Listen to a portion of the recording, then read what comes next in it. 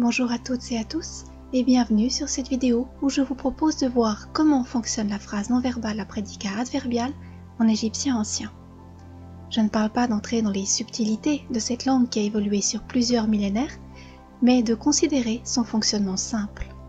Avant d'en venir à la construction de ce type de phrase, il faut expliquer quelques points.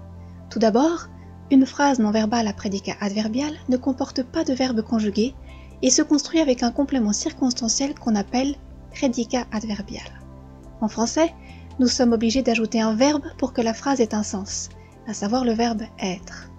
La phrase de base est donc composée d'un sujet, qui peut être un nom ou un pronom suffixe, et de son prédicat adverbial. J'ajoute que la particule iou est obligatoirement présente quand il y a un pronom suffixe. Si iou est par contre suivi d'un nom, cela indique que nous avons affaire à une phrase principale et pas à une subordonnée.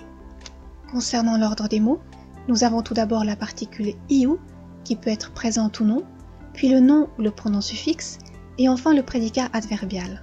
Ce sont les composants minimaux pour construire une phrase non verbale à prédicat adverbial. Voici maintenant un premier exemple, avec tout d'abord la phrase écrite en hiéroglyphe, puis sa translittération, la traduction des mots et enfin son analyse grammaticale. Nous avons en premier le sujet, Ra, suivi de son prédicat adverbial, Mpet. Cette phrase signifie « le soleil, Ra, est dans le ciel, Mpet ». Comme dit précédemment, nous devons ajouter le verbe être afin que la phrase ait du sens. L'exemple suivant propose une phrase dont le sujet est un pronom suffixe, ce qui explique la présence obligatoire de la particule iou. Elle se lit comme suit. Iu f mper, ce qui signifie « il est dans la maison ». Encore une fois, nous avons un sujet, il, suivi de son prédicat adverbial, dans la maison. Dans la phrase suivante, le sujet est un nom, mais il n'y a pas la particule iou, ce qui signifie que cette phrase, en contexte, pourrait très bien être une subordonnée. Étant donné qu'elle est seule, nous pouvons la traduire comme une phrase principale, ce qui donne en translittération « Iteru m inet » et en traduction « La rivière est dans la vallée ».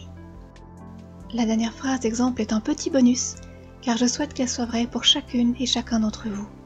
Elle se dit en égyptien « Merut m ankri » et se traduit par « L'amour est dans ma vie ». Nous arrivons au terme de cette vidéo, assez courte, car cette phrase, dans sa structure de base, est relativement simple. J'espère qu'elle vous a plu et vous souhaite une très belle soirée et me réjouis de vous retrouver dans une prochaine vidéo.